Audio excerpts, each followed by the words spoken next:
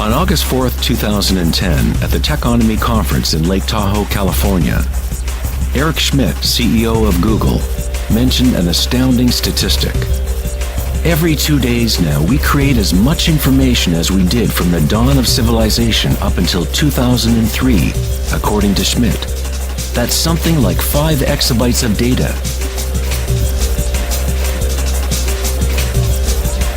Never in human history has there been so much thinking, and never has there been so much turmoil on the planet. Could it be that every time we think of a solution to one problem, we create 2 more problems? What good is all this thinking if it doesn't lead to greater happiness? Are we happier, more equanimous, more joyful as a result of all this thinking?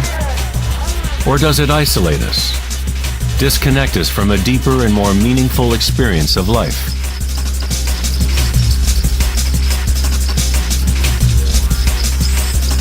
Thinking, acting, and doing must be brought into balance with being. After all, we are human beings, not human doings.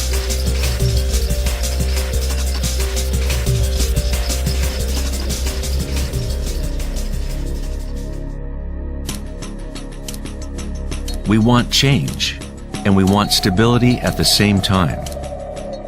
Our hearts have become disconnected from the spiral of life, the law of change, as our thinking minds drive us toward stability, security, and pacification of the senses. With a morbid fascination, we watch killings, tsunamis, earthquakes, and wars. We constantly try to occupy our mind, fill it with information. TV shows streaming from every conceivable device, games and puzzles, text messaging, and every possible trivial thing. We let ourselves become mesmerized with the endless stream of new images, new information, new ways to tantalize and pacify the senses. At times of quiet inner reflection, our hearts may tell us that there is more to life than our present reality, that we live in a world of hungry ghosts, endlessly craving, and never satisfied.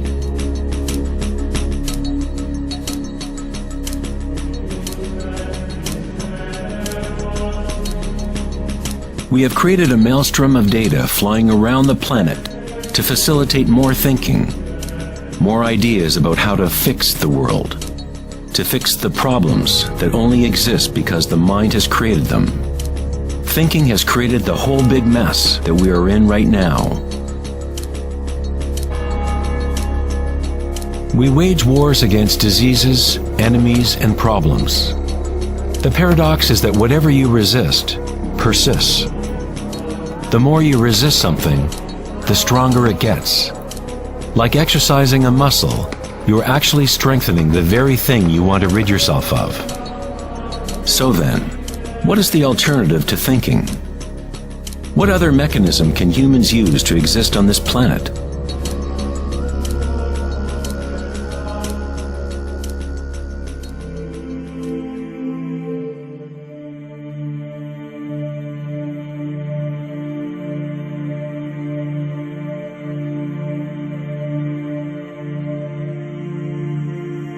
While Western culture in recent centuries has focused on exploring the physical by using thought and analysis, other ancient cultures have developed equally sophisticated technologies for exploring inner space.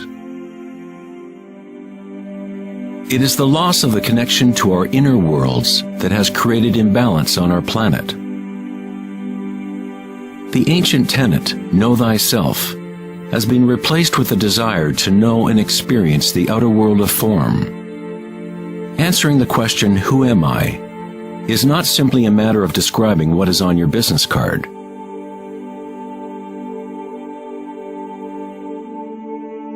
In Buddhism, you are not the content of your consciousness. You are not merely a collection of thoughts or ideas, because behind the thoughts is the one who is witnessing the thoughts.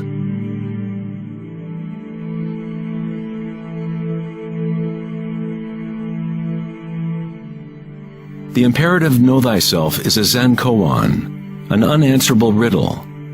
Eventually the mind will become exhausted in trying to find an answer, like a dog chasing its tail. It is only the ego identity that wants to find an answer, a purpose. The truth of who you are does not need an answer, because all questions are created by the egoic mind. You are not your mind.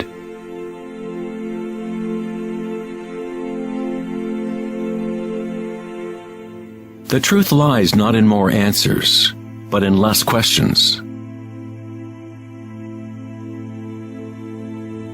As Joseph Campbell said, I don't believe people are looking for the meaning of life, as much as they are looking for the experience of being alive.